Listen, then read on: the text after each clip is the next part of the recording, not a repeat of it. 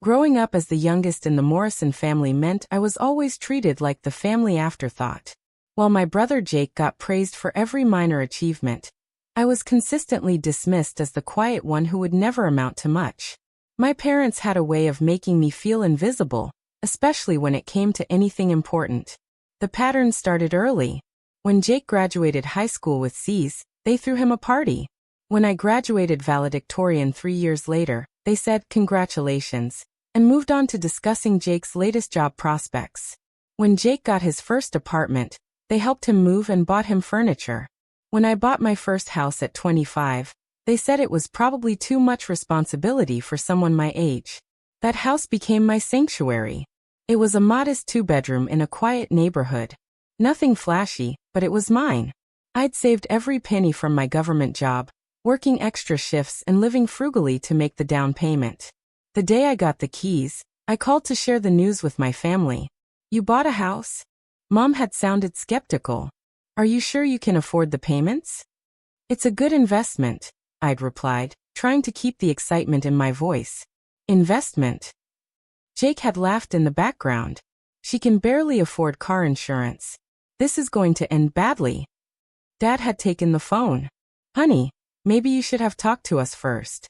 Houses are a big responsibility. What if something breaks? What if you lose your job?" I'd hung up, feeling deflated. Even my biggest achievement was treated like a mistake waiting to happen. Over the next few years, the house became a source of ongoing family commentary. Every family gathering included some reference to my expensive mistake, or questions about whether I was keeping up with the payments. Jake particularly enjoyed making jokes about my mortgage chains and how I was tied down to a depreciating asset. "Smart people rent," he'd announce at family dinners. "Flexibility is everything. Sarah's stuck with that house whether she likes it or not." The comment stung, but I'd learned not to react. I just smiled and changed the subject. Meanwhile, Jake bounced between jobs and apartments, always asking our parents for money to cover rent or security deposits. But somehow his financial instability was seen as exploring options, while my stable home ownership was viewed as limiting myself. The real problem started last summer when I accepted a temporary assignment overseas. The government position required me to spend 6 months in Eastern Europe, working on what I could only describe to my family as administrative oversight. The details were classified, but the work was important, and the pay was excellent. Before leaving, I made all the arrangements for my house. I set up automatic payments for utilities, arranged for lawn care, and installed a comprehensive security system. I also gave my parents emergency contact information and a spare key, purely for genuine emergencies like burst pipes or break-ins, just in case something catastrophic happens. I'd explain during the handover. Otherwise, the house should take care of itself. Jake had rolled his eyes. "Look at her, preparing for her little house like it's a historic landmark. It's just a basic suburban house, Sarah." "A basic house she can't really afford," Mom had added with a sigh. I'd bitten my tongue and finished the security briefing. Before boarding my flight, I'd reminded them one more time that the key was only for emergencies. The work overseas was intense and consuming. I was deep in financial investigations that required my complete attention, tracking complex networks that crossed multiple countries. The days were long, and communication with home was limited due to security protocols. I'd managed to check in with my family a few times, brief conversations where everyone assured me everything was fine. "House is still standing," Jake had joked during one call. "No disasters yet." I'd relaxed, focusing on my work. The investigation was reaching a critical phase, and I was coordinating with international law enforcement on several high-priority cases. My expertise in financial crimes had made me an essential part of the team, and the work was some of the most important of my career. The assignment was supposed to end in March, but complications arose that required my expertise for an additional month. I'd sent a message to my family explaining the extension, and everyone seemed fine with the news. "Take all the time you need," Dad had written back. "We're managing everything here." What I didn't know was that Jake had been watching my house for months, noticing that I never returned, never visited, never seemed to check on the property. In his mind, this confirmed what he'd always believed. I was in over my head, probably struggling financially and too proud to admit I needed help. The first sign of trouble came through my secure communication channel. My supervisor pulled me aside during what was supposed to be my final week overseas. "We've got an unusual situation," Agent Martinez had said, holding a classified report. "There's been some activity at your registered address. Nothing threatening, but it's flagged in our monitoring systems." My blood ran cold. What kind of activity? Property transaction. Someone filed paperwork claiming ownership transfer. It's probably nothing, but given your security clearance and current assignment, we need to investigate any irregularities. I'd stared at the report, not understanding. That's impossible. I owned that house. There's no transaction. That's why it's flagged as suspicious. Real estate fraud is sometimes used to compromise federal employees. We're treating this as a potential security threat until we know more. The flight home was a nightmare. I couldn't contact my family due to operational security, and I couldn't get details about what had happened to my house. All I knew was that, somehow, someone had filed paperwork claiming they'd purchased my property, and federal investigators were now involved. I landed on a Tuesday morning and drove straight home. The house looked normal from the outside, but there was a lockbox on the front door and a sold sign on the lawn. My key didn't work. My hands shaking, I called the number on the real estate sign. "Warth Stories Property Services," a cheerful voice answered. "This is Sarah Morrison. Someone put a sold sign on my house, and I need to know what's happening." There was a pause. "Oh, you must be the sister. Jake told us you might call. He explained that you'd been struggling with the payments and finally agreed to let him handle the sale. Congratulations on getting out from under that mortgage." My stomach dropped. "Jake Morrison is my brother, and he doesn't own this house." "I do, ma'am. I have all the paperwork right here." Jake Morrison presented power of attorney documents and a deed showing his ownership. "He said you'd been overseas and unable to handle the transaction yourself. The sale closed last week." I hung up and immediately called my parents' house. "Sarah." Mom sounded genuinely happy to hear from me. "You're back. How was your trip? Where's Jake? I need to talk to him right now." "He's here. We're actually having a little celebration dinner. Jake made such a smart business decision, and we're so proud of him. Put him on the phone now." Jake's voice came through cocky and amused. "Hey sis, welcome back to reality. What did you do to my house?" "I solved your problem. You were clearly in over your head, gone for months, probably behind on payments. I found a buyer, handled the paperwork, and got you out of that financial mess.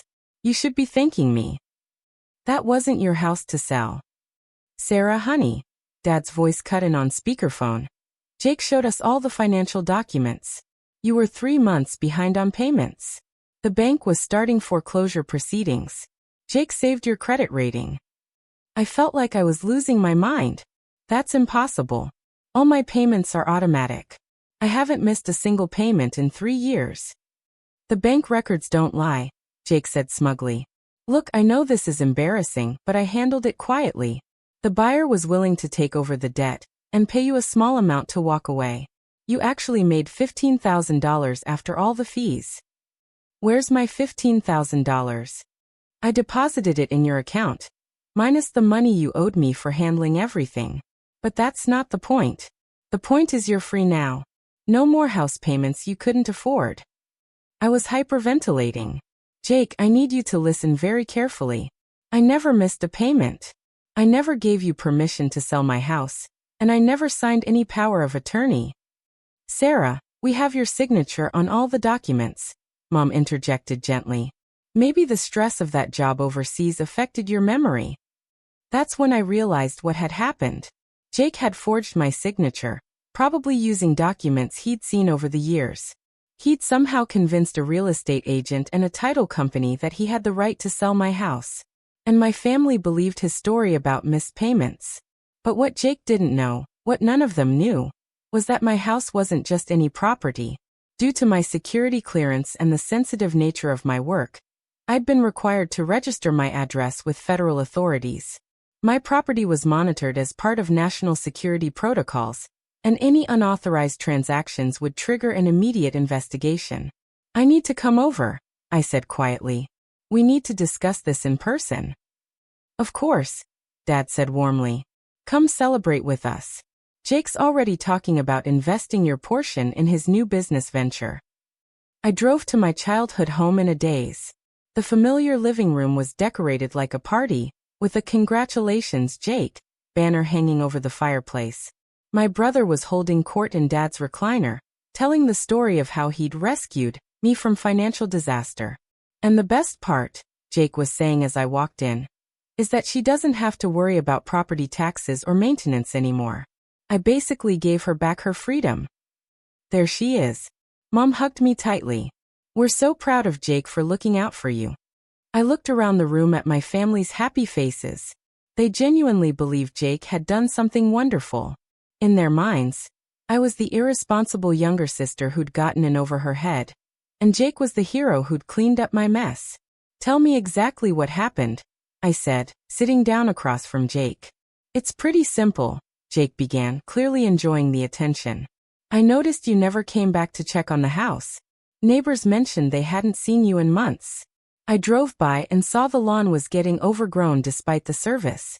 Mail was piling up despite forwarding, and the place looked abandoned. So I did some digging, he continued proudly. Called the mortgage company, pretending to be worried about my sister. They confirmed you were behind on payments. 3 months, Sarah. 3 full months. This was impossible.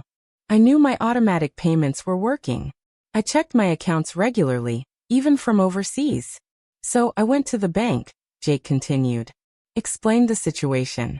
They said foreclosure proceedings had started, and the property would go to auction within 60 days.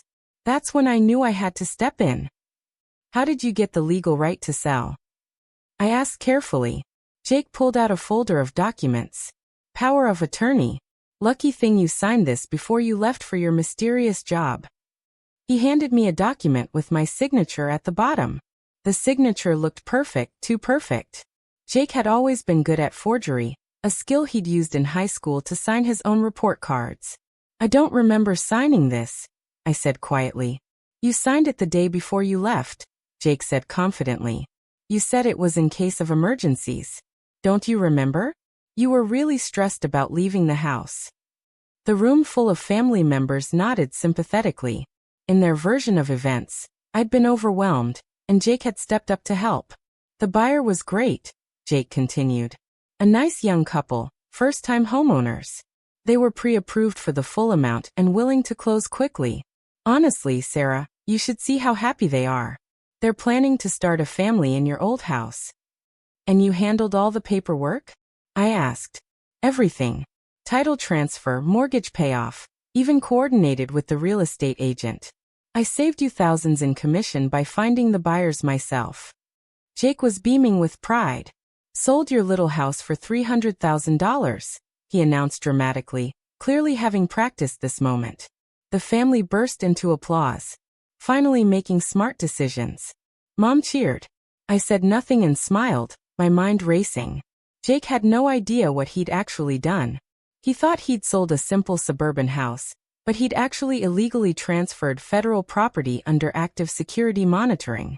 My phone buzzed with a secure message. Agent Martinez, need immediate debrief. Federal crime reported at your address. Are you secure? I typed back, secure. Family gathering. We'll call within an hour. Everything okay? Dad asked, noticing my phone. Just work, I said calmly. Jake, can you tell me the buyers' names? I want to send them a welcome card. David and Michelle Parker. Sweet couple, probably mid-20s. They're so excited about their first house. Jake was clearly proud of his matchmaking. My phone buzzed again. This time it was an unknown number. Hello, is this Sarah Morrison? The voice was panicked, almost screaming. Yes, who is this? This is James Wheeler from Wheeler & Associates law firm. We represented the Parker family in the purchase of your property. I walked into the kitchen for privacy. What can I help you with, Mr. Wheeler? Why are FBI agents at our office? He shouted into the phone. They have a warrant for all documents related to the Morrison property sale. They're saying the transaction was fraudulent and potentially involves national security violations. I could hear the family in the living room, still laughing and celebrating Jake's business success. "Mr. Wheeler, I need you to listen carefully," I said quietly. "I never authorized the sale of my house. My brother forged my signature and illegally transferred federal property." "What?" "But he had power of attorney documents. He had your signature. Those documents are forged. The signature is fake. And Mr. Wheeler, my property is registered with federal authorities due to my security clearance. Any unauthorized transaction triggers an automatic investigation." There was silence on the other end, then the sound of papers rustling frantically. "Oh God," Wheeler whispered. "The FBI agents are asking about wire fraud, identity theft, and something about federal property protection statutes. They want to know if we verified the power of attorney documents." "Did you?" "We accepted them in good faith. Your brother seemed legitimate, and the signature looked authentic." I could hear shouting in the background of Wheeler's office. "Mr. Wheeler, I need to ask you something important. Are the Parker family in your office right now?" "Yes. They're here, trying to understand why federal agents are confiscating all their closing documents. Tell them I'm very sorry, but they were victims of fraud. The sale was illegal, and they need to cooperate fully with the federal investigation. But they spent their life savings.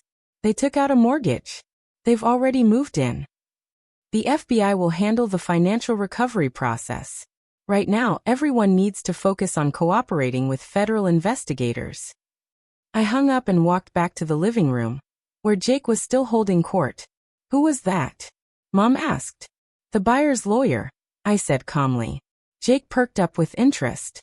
"Everything okay? No problems with the closing, I hope." I sat down and looked at my brother. "Jake, I need you to understand something very important. My house wasn't just any property.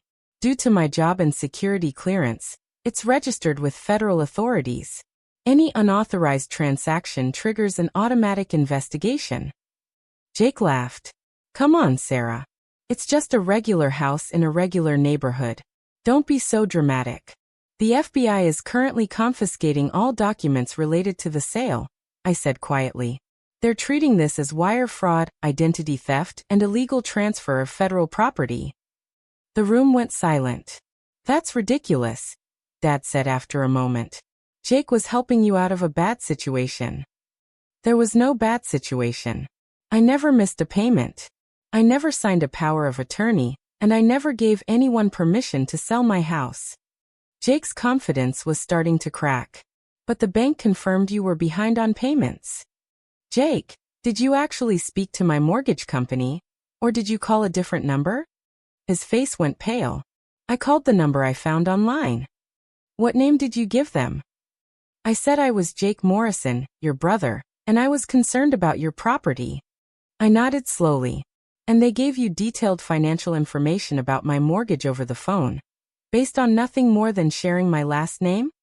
The room was getting uncomfortable. Family members were starting to look confused. "The signature on the power of attorney," I continued.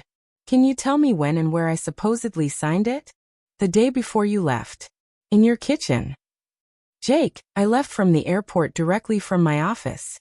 I never went home that day, and I certainly never signed any legal documents giving you control of my property." My phone started ringing. "Agent Martinez." "Excuse me," I said, stepping onto the back porch. "This is Sarah Morrison." "Agent Morrison, we need you to come in immediately. We've got a federal crime scene at your property address, and we need your full debrief on the security implications. My brother is here with my family. He believes he was helping me by selling the house. Your brother committed wire fraud, identity theft, and illegal transfer of federal property. The buyers are victims. The real estate professionals are potential accomplices, and your family property is now evidence in a federal investigation. What happens next? We're executing arrest warrants within the hour. Your brother needs to be taken into custody before he has a chance to destroy evidence or flee. Can you keep him at your current location? He doesn't know he's committed a crime. He thinks he was helping me." "Agent Morrison, Your brother forged federal documents and illegally transferred government-monitored property. His intentions are irrelevant to the charges. I hung up and walked back inside. The mood in the living room had shifted. Jake was frantically looking through his folder of documents, and my parents were asking questions he couldn't answer. Sarah, Mom said when I sat down. Jake says the mortgage company told him you were behind on payments, but he can't remember exactly who he spoke to or when. And the power of attorney, Dad added. Jake says you signed it in your kitchen, but you said you left from your office. Jake was sweating now. Look, maybe I'm remembering some details wrong, but the important thing is I helped Sarah get out of a bad situation. What bad situation? I asked gently. My mortgage payments were automatic and current. I never asked for help.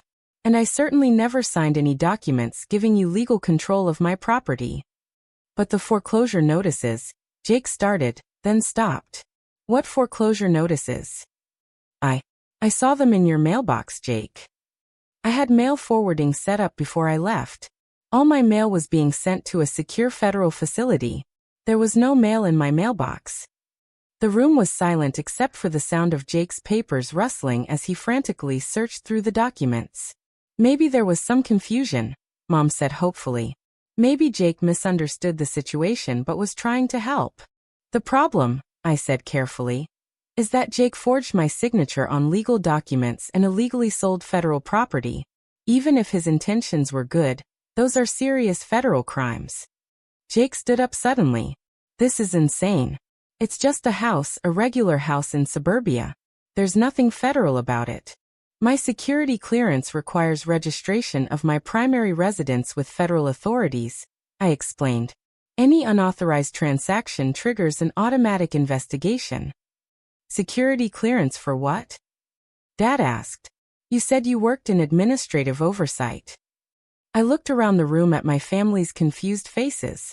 I work in financial crimes investigation, international money laundering, terrorism funding, organized crime networks. My property is monitored as part of national security protocols. Jake sat down hard. You're serious? The buyer's lawyer just called because FBI agents are confiscating all closing documents. The buyer spent their life savings on a house they can't legally own, because the sale was fraudulent. But I have power of attorney, Jake said weakly. You forged power of attorney. The signature is fake, Jake. We both know you've always been good at copying signatures. My phone buzzed with another secure message. Federal agents en route. 10 minutes. I looked at Jake, who was starting to understand the magnitude of what he'd done. Jake, federal agents are going to be here very soon. They're going to arrest you for wire fraud, identity theft, and illegal transfer of federal property. You need to cooperate fully and get a lawyer immediately. Arrest? Mom gasped. But he was trying to help. Mom, Jake forged my signature and illegally sold my house. The fact that he thought he was helping doesn't change the crimes he committed. Jake was staring at the documents in his folder, probably seeing them clearly for the first time. The forged power of attorney, the fake mortgage default notices he'd created to justify his actions, the identity theft he'd committed by impersonating me to the buyers. I didn't mean for this to happen, he whispered. I know, I said gently, but it did happen. You stole a $300,000 asset and sold it without permission. That's a federal crime, regardless of your intentions. Car doors slammed outside. Through the front window, I could see unmarked black SUVs pulling into the driveway. Sarah Morrison. A voice called from the front door. In here, I called back. 4 FBI agents entered the living room, badges displayed. Agent Martinez nodded at me professionally. Agent Morrison, he said formally. Is this the subject? I looked at Jake, who had gone completely pale. This is my brother, Jake Morrison. He's the one who forged the documents and executed the illegal property transfer. Jake Morrison, Agent Martinez announced, you're under arrest for wire fraud, identity theft, and illegal transfer of federal property. The handcuffs clicked shut around Jake's wrists as the agents read him his rights. My parents were crying, asking if this was really necessary. Couldn't there be some misunderstanding? Ma'am, Agent Martinez explained to my mother, Your son committed multiple federal felonies. He forged government documents and illegally transferred property under federal monitoring. This is a national security issue." As they led Jake to the car, he looked back at me with a mixture of confusion and betrayal. "I was trying to help you," he said. "I know," I replied. "But you committed serious crimes in the process." After the agents left with Jake, I sat with my parents in the suddenly quiet living room. The "Congratulations, Jake" banner looked absurd, hanging over the fireplace. "What happens now?" Dad asked. "Jake will be processed and charged. He'll need a good lawyer, and will probably face several years in federal prison. The buyers will get their money back through the Federal Victim Recovery Program, but their dream of home ownership is ruined. The real estate professionals who facilitated the fraud will face investigation and potential charges. And you? I get my house back eventually, after it's processed as evidence in a federal investigation." Mom was crying quietly. "How did this happen? Jake really thought he was helping you." Jake saw what he wanted to see. He convinced himself I was failing financially because that fit his image of me as the incompetent younger sister. Instead of asking questions or talking to me directly, he committed multiple felonies based on assumptions. Over the following weeks, the full scope of Jake's crimes became clear. He'd created fake mortgage default notices by copying letterheads from online images. He'd practiced my signature for months, perfecting it until even I had trouble telling the forgeries from authentic samples. He'd researched power of attorney laws and created documents that looked legitimate to anyone who didn't verify them carefully. The real estate agent and title company faced investigation for failing to properly verify the documentation. The buyers, David and Michelle Parker, were traumatized by the experience of having federal agents seize their dream home. But they cooperated fully with the investigation and eventually received full restitution. Jake was sentenced to 4 years in federal prison. During the sentencing hearing, he finally acknowledged the scope of what he'd done. "I convinced myself Sarah was in trouble and I was helping her," he told the judge. "But the truth is, I never respected her success. I assumed she was failing because I couldn't accept that my younger sister was more successful than me. My crimes weren't about helping anyone. They were about maintaining my image as the responsible older brother." The hardest part wasn't Jake's imprisonment or the legal proceedings. It was the family conversations afterward, when my parents slowly came to understand that their perception of me as the irresponsible child was completely wrong. I'd been successful, stable, and competent all along. They'd just been unable to see it because it didn't match their assumptions. "We failed you," Dad said during one difficult conversation. "We treated you like you were incapable when you were the most capable person in the family." "You believed what Jake told you," I said. "He's very convincing when he wants to be. But we should have known better. We should have known you better." I moved back into my house 6 months later, after it was released from evidence. The security systems had been upgraded, and federal monitoring was now even more comprehensive. Jake's crime had actually resulted in enhanced protection for my property. The experience taught me something important about family dynamics and assumptions. My relatives had been so invested in seeing me as the family failure that they'd accepted an elaborate criminal conspiracy rather than questioning their beliefs about my competence. Jake served his full sentence and was released on parole. We've had limited contact since then. He's working as a warehouse employee and living in a supervised halfway house. The federal conviction destroyed his credit, his career prospects, and his reputation in our hometown. During his first supervised visit to my house after his release, he looked around the living room where federal agents had arrested him. "I really thought I was helping you," he said quietly. "I know you did, but Jake, you never once asked me if I needed help. You just assumed I was failing and took action based on that assumption. I couldn't believe my little sister was more successful than me. That was your problem to solve, not mine to accommodate." He nodded slowly. "I destroyed everything for both of us, because I couldn't handle the truth about who you really were." The story became something of a legend in federal law enforcement circles. Agent Martinez still uses it in training seminars about property fraud and family crimes. The case file is titled "The Helpful Brother," and it's become a cautionary tale about how criminal behavior can be rationalized as assistance. But for me, it was a lesson about something deeper than crime and punishment. It was about the danger of family members who love you but refuse to see you clearly. Jake's crimes weren't really about the house or money. They were about his inability to accept that his assumptions about me were wrong. Sometimes, the people who claim to know you best are the ones who refuse to acknowledge who you've actually become. And sometimes, protecting yourself from that willful blindness requires consequences that feel disproportionate to the underlying emotional crime. Jake learned that lesson through federal prison. My parents learned it through the shock of watching their son get arrested in their living room. And I learned it through the strange experience of having my competence validated by FBI agents instead of my own family. The house still stands in the same quiet neighborhood.